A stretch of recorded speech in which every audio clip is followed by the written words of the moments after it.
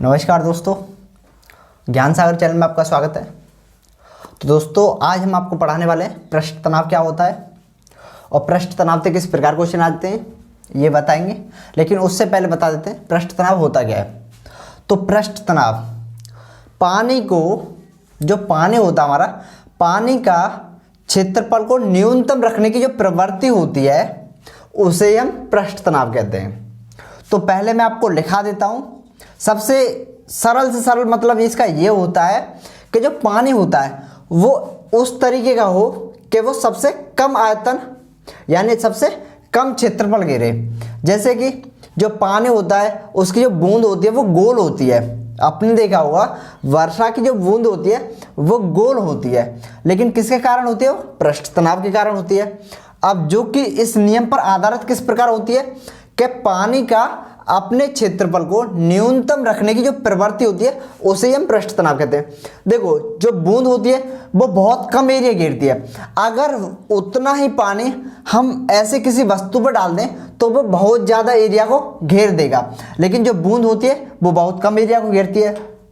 तो पहले मैं आपको इसकी परिभाषा लिखाता हूं और इसे कम और ज़्यादा कैसे किया जाता है ये बताएंगे। पृष्ठ तनाव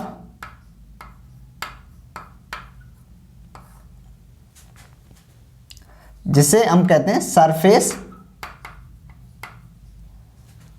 टेंशन,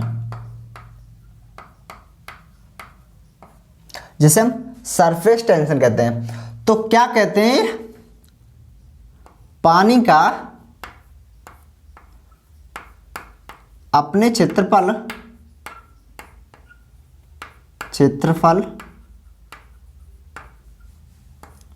को न्यूनतम रखने की प्रवृत्ति को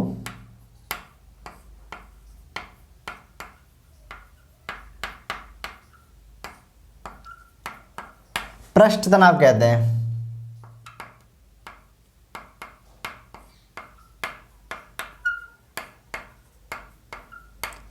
तो अब बात करते हैं इसे कम ज्यादा कैसे करते हैं। देखिए, पृष्ठ तनाव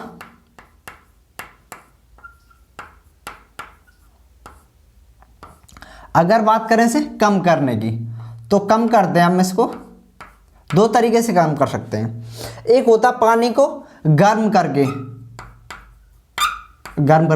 दूसरा होता है उसमें घुलनशील पदार्थ डाल के, घुलनशील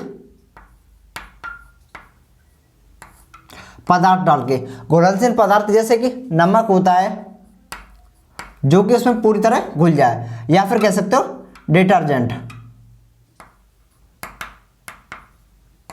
कोई भी उसमें डिटर्जेंट डाल दो। तो अब बात करते हैं, देखो ये तो हमने कम बताया था, पृष्ठ तनाव को कम करने के दो तरीके बताए थे। अब बात करते हैं अधिक करने के या ज्यादा। तो ज्यादा करने के भी दो तरीके होते हैं। एक तो होता है ठंडा जो कि उसका विपरीत होता है, और दूसरा होता है अघुलनशील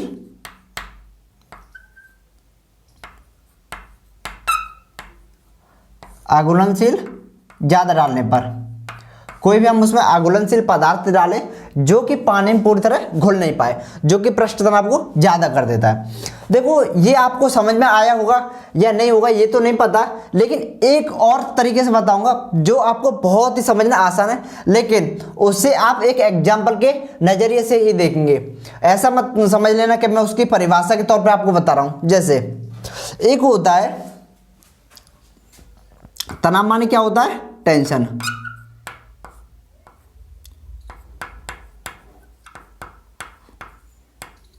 टेंशन होती है। तो सबसे बड़ी बात है, जब मनुष्य पे आधारित है यह एग्जाम्पल, जब मनुष्य किसी टेंशन में होता है तो उस कंडीशन में क्या होता है, वो एक शांत जगह पर, एक छोटी सी जगह पर शांति से बैठा होता है और वो किसी ना किसी गहराई में सोच रहा होता है। क्या सोच रहा होता है? किसी भी गहराई में सोच रहा होता है जो कि उसको टेंशन दे रहे होते हैं। मान लो चाहे कोई ऐसी बात हो, गर्लफ्रेंड का ब्रेकअप हो, या फिर शादी की टेंशन हो, या कह सकते हो नौकरी की टेंशन। तो उस कंडीशन में क्या होता है, मनुष्य शांति से बैठा होता है। तो शांति से बैठने का मतलब होता है कि उसका जो एरिया होता है, जो क्षेत्रफल होता है, वो कम घेरता है। यानी पृष्ठ तनाव ज्यादा होने पर क्या होता है, क्षेत्रफल कम घेरता है। अब बात करें पृष्ठ तनाव कम होने पर, और एक व्यक्ति होता है जिससे टेंशन यानी कि तनाव कम होता है। तो उस कंडीशन में क्या होता है, वो आदमी चिल कर रहा होता है, घूम रहा होता है आराम से दोस्तों के साथ, और अगर घर पे भी होता है तो वो एक अच्छे मूड में होता है, सभी से अच्छे से बोलता है, हंसता है, और पूरे एरिया में घूमता रहता है। यानी जो भी कार्य करता है वह कुशलतापूर्वक करता है। तो कुशलतापूर्वक का मतलब होता है वह बहुत एरिया को कवर करता है। अगर उसका तनाव कम होता है तो वो क्षेत्रफल ज्यादा घेरता है।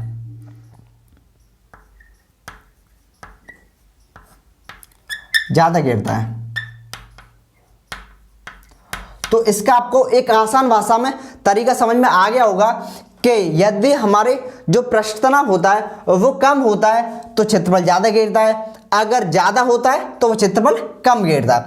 तो ये आपको दो तरीके से समझ में आ गए होंगे। तो अब बात करते हैं इसके एग्जाम्पल की।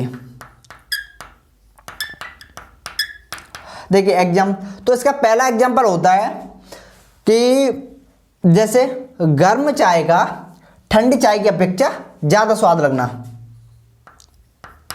गर्म चाय का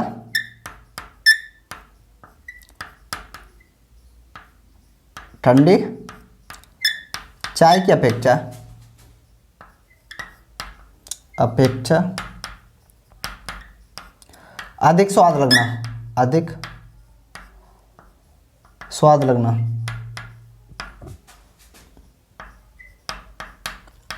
दूसरा होता है गर्म सूप का ठंडे सूप की अपेक्षा अधिक स्वाद लगना। याद रखिए सूप का एग्जांपल आए तभी आपको लगाना है, ये मत समझ लेना गर्म सूप का, क्योंकि सूप का ही आपको एग्जांपल में आंसर देना। अगर पूछा है जूस का तो आप इससे कंपेयर ना करें, क्योंकि जूस तो सभी को पता है कि ठंडा अच्छा लगता है। तो गर्म सूप की अपेक्षा गर्म सूप ठंडे सूप की अपेक्षा ठंडे सूप की अपेक्षा अधिक स्वाद लगता है। लेकिन इसका कारण क्या है, पृष्ठ तनाव। बस इतना आपको बताना है कि इसका कारण पृष्ठ तनाव है। ये नहीं पूछा जाता कि कम क्या होता है ज्यादा क्या होता है, ये नहीं पूछा जाता। अगर पूछा जाएगा तो ये पूछा जाएगा कि पृष्ठ तनाव ज्यादा होने पर क्षेत्रफल कितना घेरता है, कम घेरता है या ज्यादा घेरता है, इस तरीके से पूछा जाएगा। तो दूसरा हो गया। अब बात करें तीसरा होता है कि जो पानी होता है हमारा जल होता है, गर्म जल या फिर कह सकते हो डिटर्जेंट घुला हुआ जल जिससे कपड़े का अधिक साफ होना। गर्म जल व डिटर्जेंट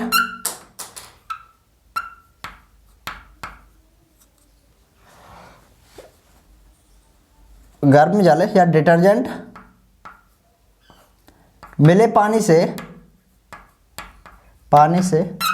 कपड़े का अच्छा साफ होना। कपड़े का अच्छा साफ होना।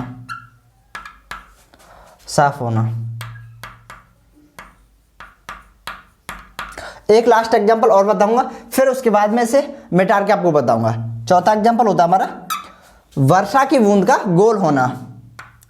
वर्षा में पानी की बूंद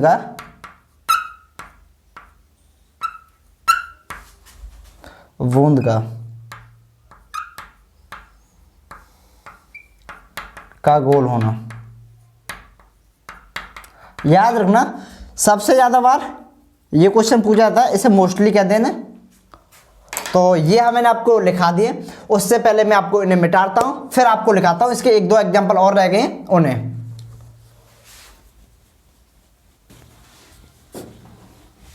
हाँ दोस्तों, अब बात करते हैं इसके अगले एग्जाम्पल की।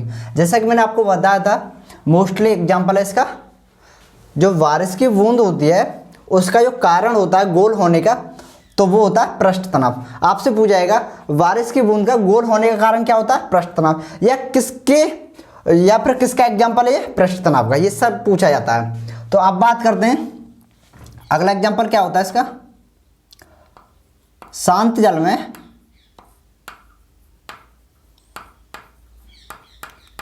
सुई का तैरना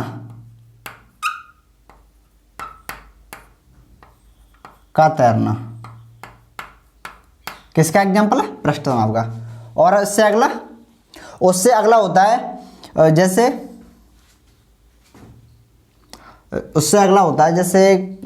क्या होता है, जैसे मच्छरों को मारने के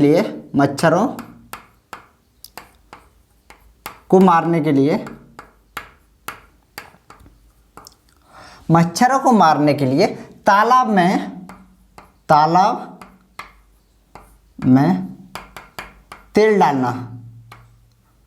तेल का डालना। और एक एग्जाम्पल होता है जो साबुन का घोल होता है, उसका जो बुलबुला होता है वो बहुत बड़े आकार का हो जाता है। तो साबुन के घोल का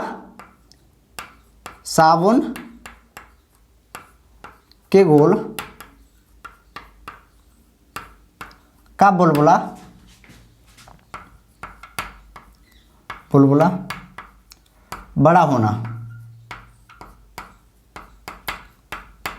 दोस्तों ये 5 एग्जाम्पल है जो कि सबसे ज़्यादा पूछे जाते हैं। इनमें सबसे ज़्यादा पूछे जाते हैं, एक तो ये साबुन के घोल के बुलबुला का सबसे बड़ा होना, और दूसरा होता है बारिश में वर्षा की बूंद का गोल होने के कारण पृष्ठ तनाव में। ये 2 एग्जाम्पल पूछे जाते हैं।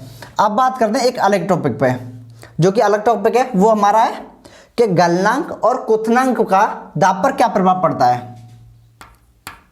गलनांक और क्वथनांक का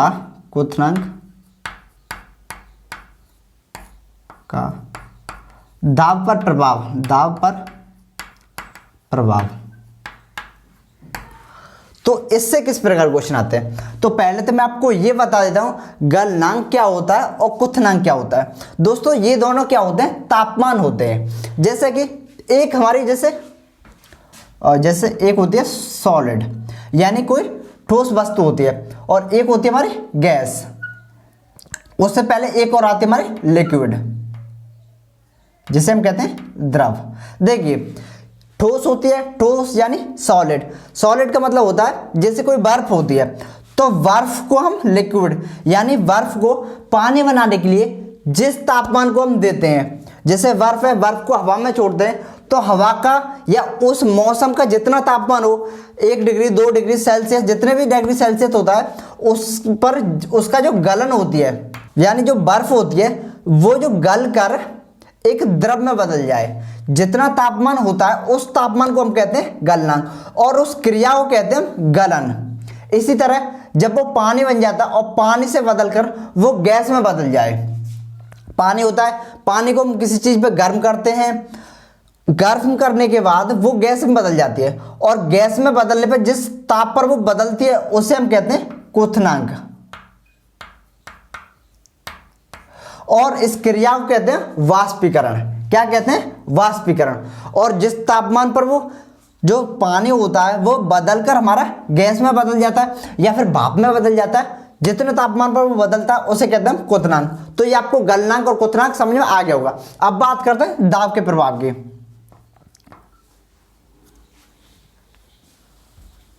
तो देखिए दाब बढ़ाने पर क्वथनांक बढ़ जाता है, क्वथनांक बढ़ता है। अब बात करते हैं घटाने पर। अगर दाब घटाएं तो घटाने पर घटता है। अब बात करते हैं एग्जाम्पल की। देखो क्या होता है, जो हमारा वायुमंडलीय दाब होता है वो ऊंचाई पर जैसे हम चले जाते हैं तो वैसे वैसे वो घटता चले जाता है। आपने देखा होगा अगर हम नीचे एक जमीन के स्थल की बात करें तो वहां पे जो आंच होती है वो आसानी से जल जाती है, और दूसरी बात अगर किसी वस्तु को गर्म करते हैं तो वो आसानी से गर्म हो जाती है। क्यों? क्योंकि जमीन पर hydrogen, oxygen, carbon dioxide gas, nitrogen gas, ये सभी गैसें पाई जाती हैं। लेकिन ऊंचाई पर बात करें या किसी पहाड़ पर बात करें तो वहां पे इन गैसों की मात्रा कम पाई जाती है। कम पाई जाती है इसलिए वहां पे क्या होता है, ठंड अधिक होती है। तो इसका एग्जाम्पल है था हमारा कि पहाड़ों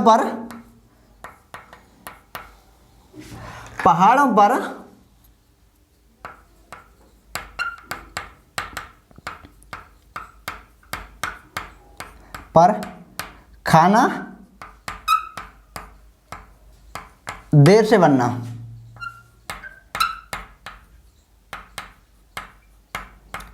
क्यों खाना देर से बनता है? क्योंकि पहाड़ों पर जो होता है वो वायुमंडलीय दाब होता है, कम होता है। तो वायुमंडलीय दाब कम होना, वायुमंडलीय दाब कम।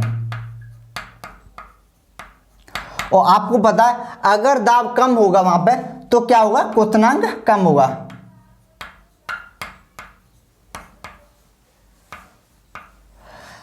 जो दाब कम होता है तो क्वथनांक कम होगा। अब आते हैं अगले एग्जांपल की। प्रेशर कुकर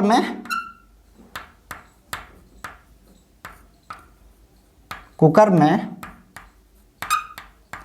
खाना जल्दी बन जाता है।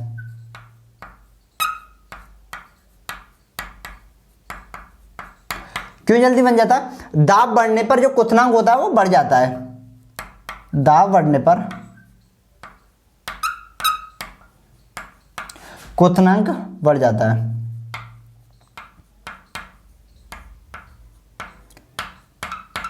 अगला एग्जांपल, तो अगला एग्जांपल क्या होता है, हवाई जहाज में बैठने पर फाउंटेन पेन से स्याही का बाहर निकलना। फाउंटेन पेन से स्याही निकलना।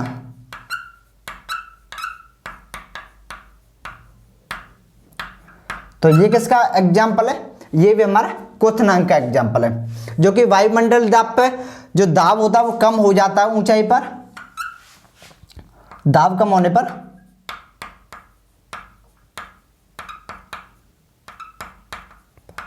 क्वथनांक कम होना, क्वथनांक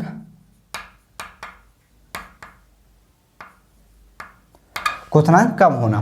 तो आपको समझ में आ गया होगा। और क्वथनांक क्या होता है, जैसा कि मैंने आपको बताया था, किसी जो हमारी द्रव होता है उस द्रव को हम गैस में बदलते हैं, यानी पानी को भाप में बदलना या गैस में बदलना।